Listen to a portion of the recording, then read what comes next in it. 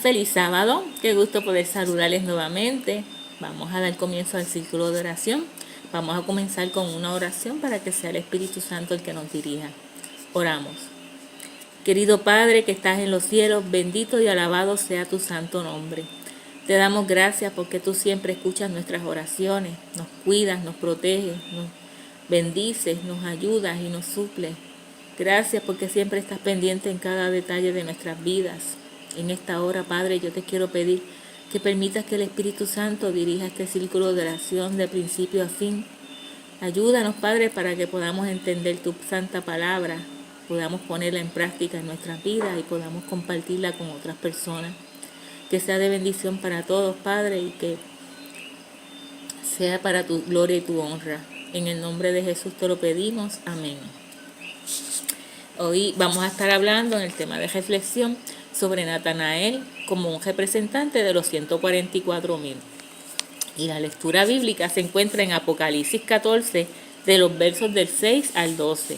Y vamos a estar leyendo el mensaje de los 3 ángeles. Dice Apocalipsis 14, del 6 al 12. Entonces vi otro ángel que volaba por el cielo con el evangelio eterno, para predicarlo a los que habitan en la tierra, a toda nación, tribu, lengua y pueblo.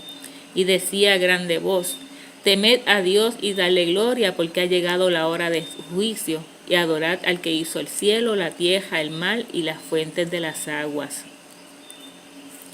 Y un segundo ángel lo siguió diciendo: ha caído la gran Babilonia, la que ha dado de beber a todas las naciones del vino del furor de su fornicación.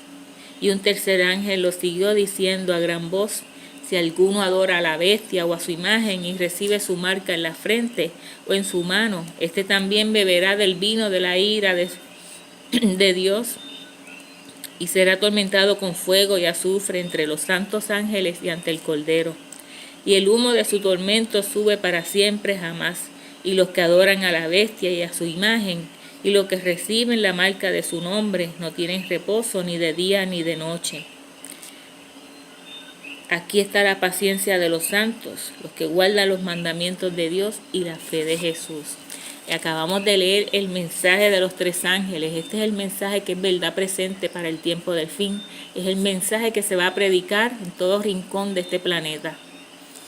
Dice la palabra aquí mismo en Apocalipsis 14, el versículo 14, dice: entonces miré y vi una nube blanca, y sobre la nube uno sentado semejante al Hijo de Hombre, con una corona de oro en su cabeza y en su mano una hoz aguda. Y del santuario salió otro ángel y clamó a gran voz al que estaba sentado sobre la nube: toma tu hoz y ciega, porque ha llegado la hora de cegar, y la mies de la tierra está madura. Pues vemos aquí que sin duda este es el evangelio que se va a predicar antes de la venida del Señor. Lo sabemos porque rápido que nos menciona al mensaje de los 3 ángeles, nos trae este versículo que nos habla de la segunda venida de Jesús. Pero no es cualquier evangelio el que se va a predicar. Dios nos dice este evangelio, o sea que es este en específico, no es otro. Sabemos que hay personas que predican evangelios que no son verdaderos, que no son, cuando se recalca en la Biblia y se dice un verdadero evangelio, un verdadero Jesús, quiere decir que hay uno falso también. Y él nos recalca que en este tiempo puede ser que se estén predicando otros evangelios que no hagan el efecto que tiene que hacer en las personas, porque la verdad presente de este tiempo es el evangelio de los 3 ángeles. En Gálatas 1:8 dice: mas si aún nosotros o un ángel del cielo os anunciare otro evangelio diferente del que os hemos anunciado, sea anatema. Ahí nos muestra que puede ser que se esté predicando otro evangelio. Segunda de Corintios 11:2 al 3 dice: pues que os celo con celo de Dios, porque os he desposado a un marido, para presentaros como una virgen pura a Cristo. Mas temo que como la serpiente engañó a Eva con su astucia, sean corrompidos así vuestros sentidos en alguna manera de la simplicidad que es Cristo. Pablo está diciendo yo quiero presentarlos a ustedes, quiero enseñarles y quiero prepararlos para que se purifiquen, se santifiquen y presentarlos a Jesús limpios y sin mancha. Pero tengo el temor de que de la misma manera que la serpiente engañó a Eva, ustedes también sean engañados por otro evangelio.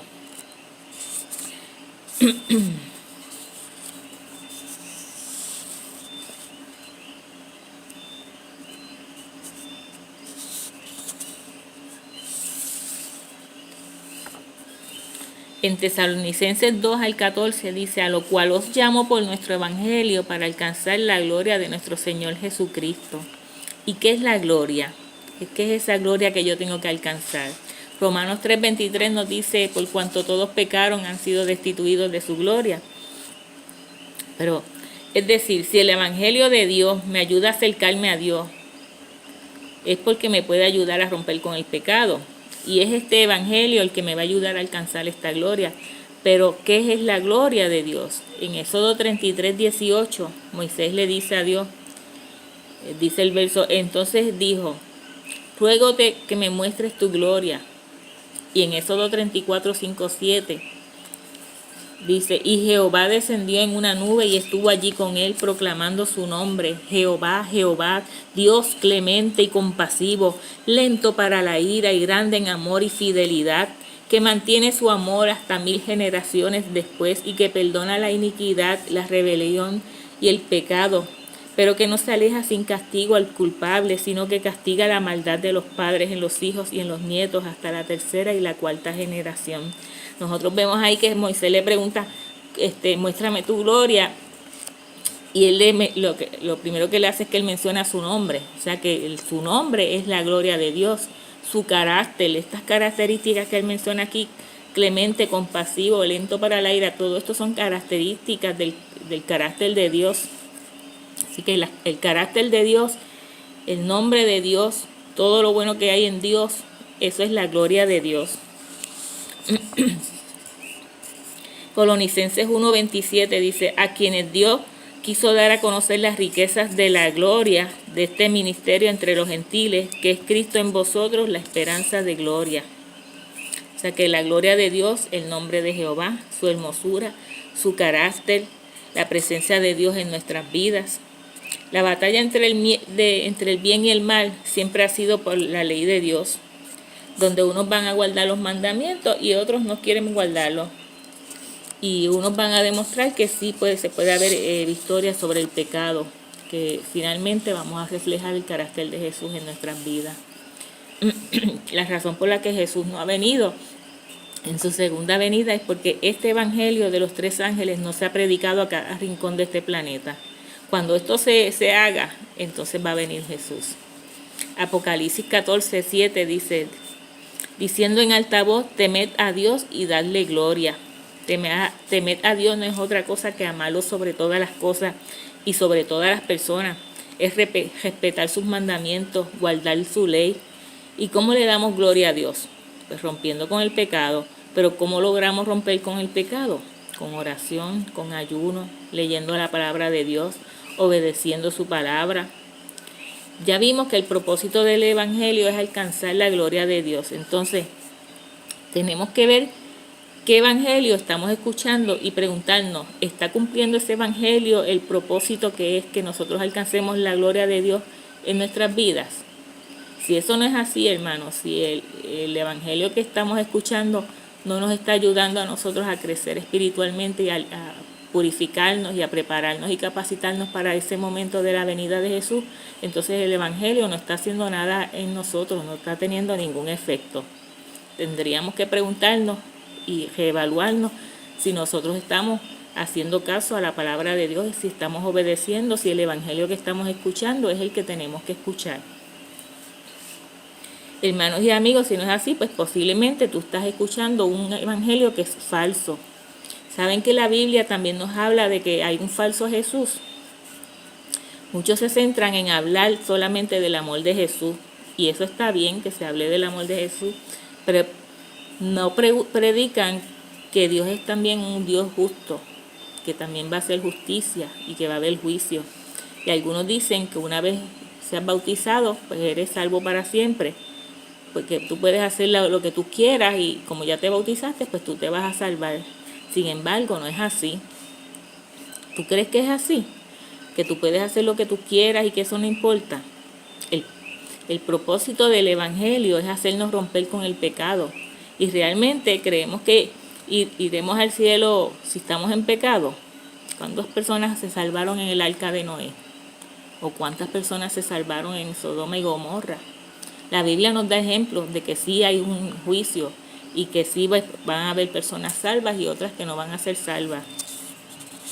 Apocalipsis 14:1 dice, y miré, y he aquí el Cordero que estaba sobre el monte de Sión, y con él 144,000 que tenían el nombre de su Padre escrito en su frente. ¿Recuerdan lo que hablamos sobre la gloria ahorita? La gloria de Dios. El nombre es lo mismo que el carácter. No es que le van a tatuar el nombre de Jesús, de Dios en la frente a las personas.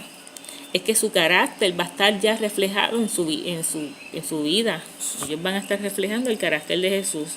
Estos son, el versículo 4, estos son los que no se contaminaron con mujeres, pues son vírgenes. Estos son los que siguen al Cordero por donde quiera que va. Estos fueron redimidos de entre los hombres como primicias para Dios y para el Cordero. Y en sus bocas no fue hallada mentira, pues son sin mancha delante del trono de Dios. Qué bonito, ¿verdad? Ustedes recuerdan en la Biblia a alguien a quien Jesús lo llamó y le dijo, este es un verdadero israelita. Natanael, ¿verdad? En Juan 1, del 45 al 49 vemos esa historia. Felipe halló a Natanael y dícele, hemos hallado a aquel de quien escribió Moisés en la ley y los profetas, a Jesús, el hijo de José de Nazaret. Y dijo a Natanael, de Nazaret puede salir algo bueno. Dice Felipe, ven y ve. Jesús vio venir así a Natanael y dijo de él, he aquí un verdadero israelita, en el cual no hay engaño. Si Jesús dijo, he aquí un verdadero israelita, ¿qué quiere decir? Que habían falsos israelitas también. ¿Y quiénes eran los que se decían de ser los israelitas por excelencia? Los fariseos. Dice Natanael, ¿de dónde me conoces? Y respondió Jesús, antes que Felipe te llamara, cuando estabas debajo de la higuera, te vi. Respondió Natanael, Rabí, tú eres el Hijo de Dios, tú eres el Rey de Israel. Jesús le dice aquí un verdadero israelita, o sea que existen falsos israelitas. Los 144,000 van a ser sin engaño. Si queremos ser parte de este grupo, nosotros tenemos que tener la misma experiencia de Natanael. Tenemos que ser verdaderos israelitas. ¿Dónde se encontraba Natanael cuando Jesús lo llamó? Debajo de la higuera. ¿Qué él hacía allí? Él estaba orando, estudiaba la Biblia, especialmente estudiaba en las profecías, y allí se escudriñaban a sí mismo, y ese lugar él lo compartía con Felipe, porque Felipe sabía dónde se encontraba él, y lo llama y le dice, hemos encontrado al Mesías. ¿Por qué Felipe le dice, hemos encontrado al Mesías? Porque ellos estaban estudiando las profecías, posiblemente estaban leyendo Daniel 9:26, que habla de la profecía de las 72 semanas y de la muerte del Mesías. El deseado de toda la gente nos dice que Natanael estaba presente cuando Juan bautizó a Jesús, y él tenía dudas de que Jesús fuera el Hijo de Dios, y se había retirado a orar allí debajo de la higuera. Cuando Felipe lo llamó, él estaba orando y pidiéndole a Dios que le mostrara de quién tenía que él seguir, a quién él tenía que seguir. Y cuando Felipe lo llamó, él dudó, pero la convicción de lo que el evangelio que había predicado Juan el Bautista lo convenció. Esta experiencia habla de nuestra vida de oración y es un ejemplo para nosotros. Jesús dice, he aquí a un verdadero israelita. Quiso decir que no era uno de nombre, uno nominal, sino uno con una experiencia de israelita. ¿Y quién era, a quién se le dio este nombre de Israel? A Jacob. Natanael tenía la misma experiencia de Jacob. Estaba rogando, pidiéndole a Dios. Y Jacob, acuérdense que Israel significa el que lucha con Dios y con la gente y sale victorioso. ¿Y cómo fue que Jacob venció al ángel? Pues clamando y llorando y rogando. Oseas 12:4 nos dice, venció al ángel y prevaleció, lloró y les rogó. Así que vemos que La misma experiencia que tenía Natanael, que estaba confundido y se fue debajo de la higuera a su lugar de estudio con Felipe y estaba allí clamándole a Dios y pidiéndole, Señor, yo hay muchas cosas que no las entiendo, yo ahora mismo no sé a quién voy a seguir, muéstrame, permite que yo pueda seguir al que tengo que seguir. Y el Espíritu Santo pues lo dirigió y le mostró pues que a quien tenía que seguir era Jesús.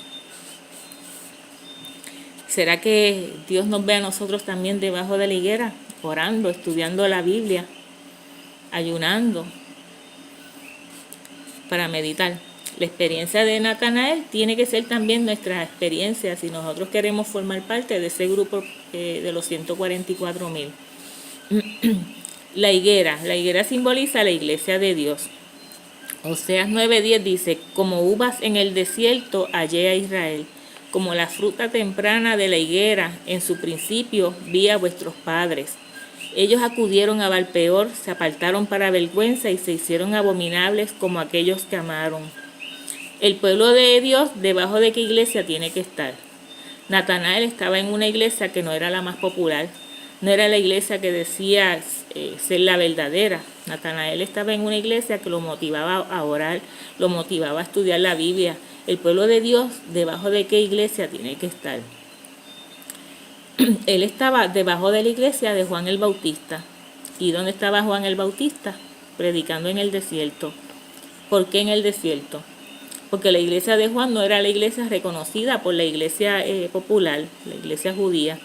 Muchas veces los fariseos fueron a cuestionar a Juan y Juan les contestaba, yo soy la voz de aquel que clama en el desierto.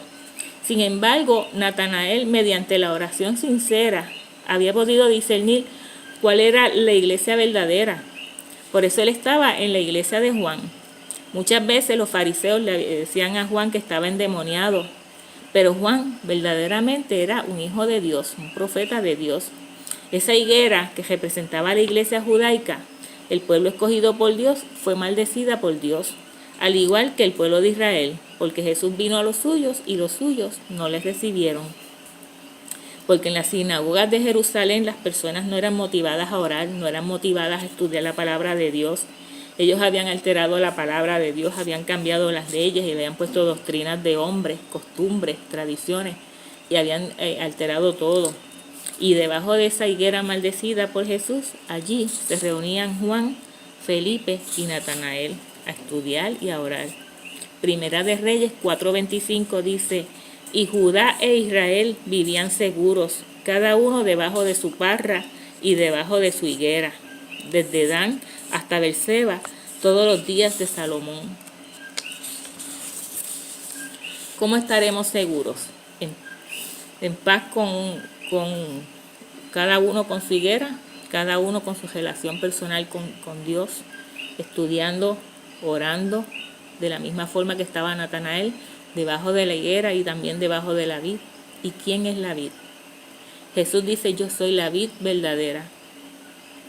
La verdadera parra quiere decir que si hay una verdadera parra, también hay una falsa parra. ¿Quién pretendía ser la verdadera parra? Jeremías 2 nos dice que los judíos creían que ellos eran la verdadera vid. Ellos decían, nosotros somos israelitas. Jesús les decía, no. He aquí un verdadero israelita, Natanael, con una experiencia de israelita, con una experiencia como Jacob, orando, rogando, clamando a Dios, estudiando su palabra, principalmente las profecías, lo que iba a acontecer que era verdad presente en el tiempo de ellos. Nadie será redimido porque se llame cristiano.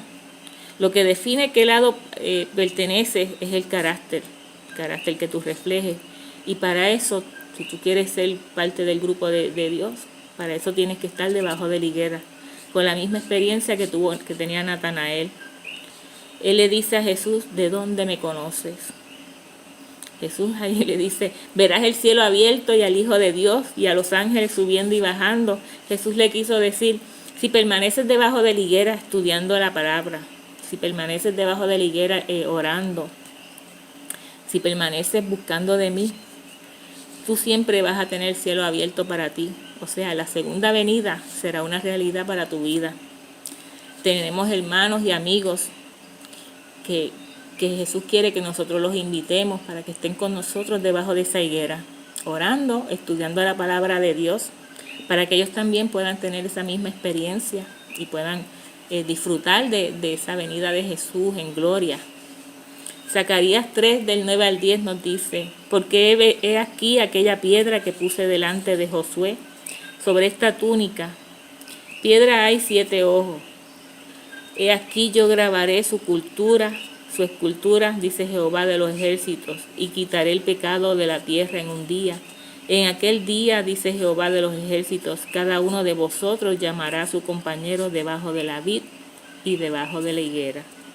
Sería un privilegio para mí que tú, que has tomado de tu valioso tiempo para leer la palabra de Dios, para acompañarnos en oración,